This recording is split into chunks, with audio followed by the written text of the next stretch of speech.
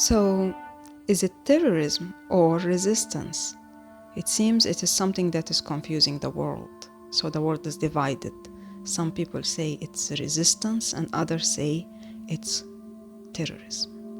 So I thought about it, and it took me a while until I finally figured out where the confusion is coming from.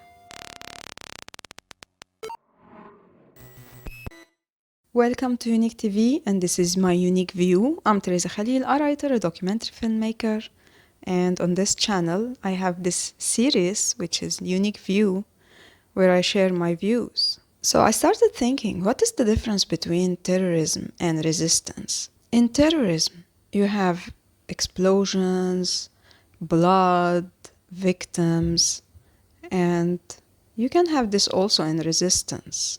So one of the stories that was told in Egypt, Egypt was occupied by the British occupation for a while. It was occupied by many occupations, but one of them was the British occupation. So we have stories in Egypt about prostitutes during the British occupation and how they were deceiving the British soldiers, making them think that they will have sex with them, but then they take them, and whether they slaughter them by themselves or they take them to others who will slaughter them, the resistance in Egypt. And they tell the stories in a way that shows how those prostitutes are heroes, Like, you think they are not good people because they are prostitutes? No. Now, after they slaughtered those British soldiers, they are now heroes. And this takes me to when I was in preparatory school, and we were studying a novel called A Tale of Two Cities by Charles Dickens. And it was happening during the French Revolution.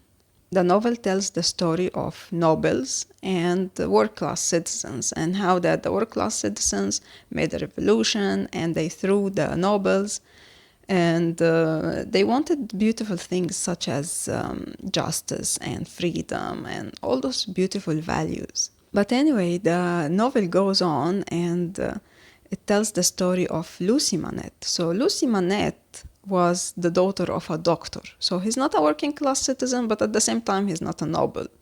But his daughter was married to a noble, Charles Darnley. And her husband gets arrested to be prepared to cut his head off on this, I will write the name here. And Lucy, his wife, is pregnant. At the same time, there is someone called Sidney Careton who's in love with Lucy. He loves her unconditionally. He wants nothing from her.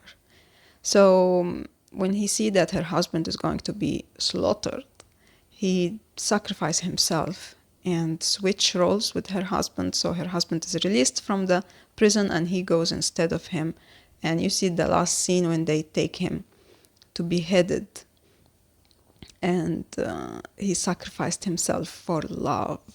So as a child, when they told me about this novel, things that caught my attention was those people, the working class citizens who were, they wanted those beautiful values, freedom and love and beauty and justice. And but at the same time, whenever someone from the nobles were beheaded and his head flew away and blood splashed everywhere on them, they took this blood and they were like, as they were blessed by it.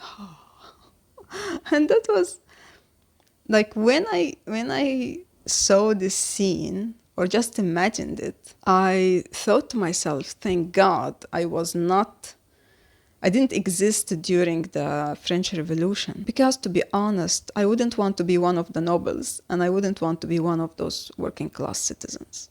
And this takes me to the Arab Spring.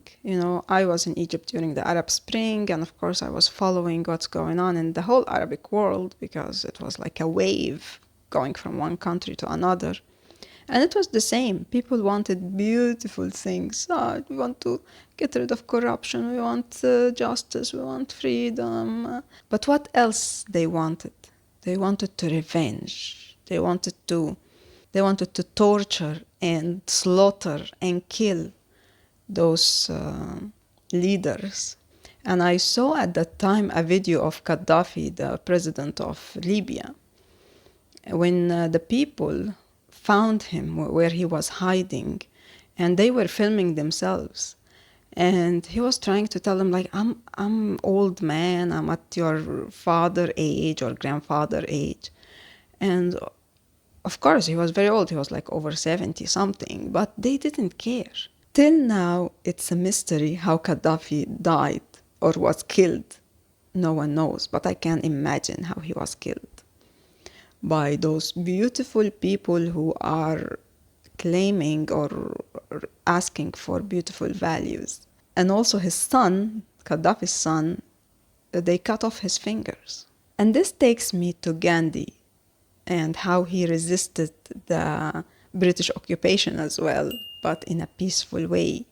So in 1930, for example, he made the Salt March, where he marched with just few of his followers, about 70, from one city to another. And the goal was, because Britain at that time forbid Indians from making their own salt, and Britain was making the salt and selling it to the Indians, adding to it taxes, so it was so expensive for them to buy.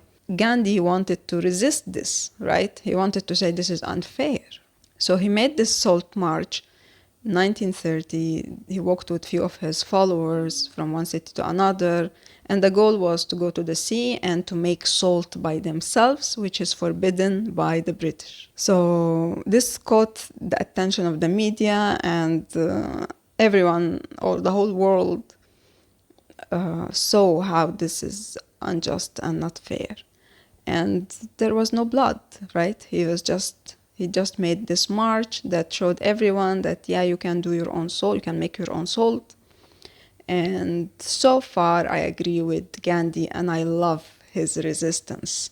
But I also watched in a movie how that he and his followers, who became bigger and bigger as he was moving forward, they reached about 10,000, I guess, how they were trying to enter the salt factory that was made by Britain. And every time one of his followers tried to enter, the guards hit him, he fall down, other colleagues of him come and take him, and another one tried to enter, they hit him, he fall. Of course, this I don't agree with, because first of all, they were trying to entering a place without being invited. It is a form of violence, right? I mean, what do you mean you are trying to enter? And of course, the guard will do this. The guard will do this everywhere in the world. If you have a company and you have two guards at the gate and some people are trying to enter, of course, they will try to stop them. So this part, I don't agree with Gandhi, but if he did it, I don't know, I watched it in the movie, but it seemed it worked because people around the world felt sorry for Gandhi and his followers, and the British occupation was shown as this monster that beating peaceful people up. So what was the result of this, whether he tried to enter the factory or not? The result was Britain arrested about 60,000 Indians. Including Gandhi himself. And later on, after he was released, he continued the negotiations or whatever. And then India got the independence in 1947, so 17 years after the the Salt March. Is it connected to the Salt March? You can never know. It's 17 years after. And guess what? After the British occupation left, what happened to people in India? 1 million, about 1 million got killed. A new country came to existence because the minority Muslims in India didn't want to live with the majority Hindus, so, and other minorities. So they got their independence as well, and they became Pakistan. But it was not pleasant times to be in. But anyway, so Gandhi was resisting in a peaceful way. But also part of his peaceful resistance was showing the world, provoking the enemy so that the enemy harm them. And then they tell the world, look how brutal they are. And this takes me to activism. Because activism is also some form of resistance, right?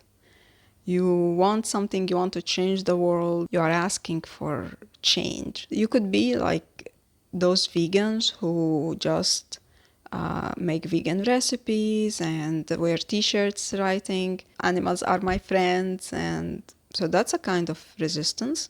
But also, there are other vegans, as you saw, they could take it to the terrorism. And they could enter restaurants where people are eating meat and harass them or harm them or use violence to change things. So I'm someone who you'd never see standing in a protest or holding a sign or shouting, "No, no, no, no, no."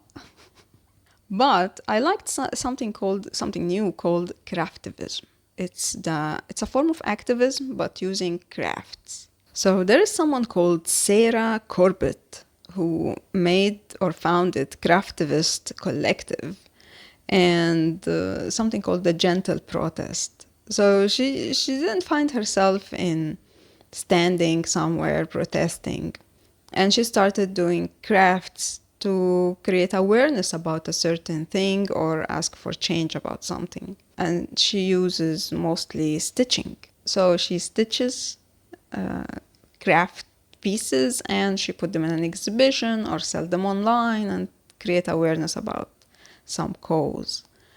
And so, after all those stories, so why it is confusing, terrorism and resistance, and maybe also activism? Which is which? I think the reason is you can take resistance to terrorism and you can take it to peace. And the same with activism. You can take it to terrorism and you can take it to peace. And that's why it's confusing. That's why sometimes you just can't differentiate between resistance and terrorism. What about you? What do you think? Do you think those prostitutes in Egypt were heroes because they slaughtered soldiers of the British occupation? How do you prefer to do things?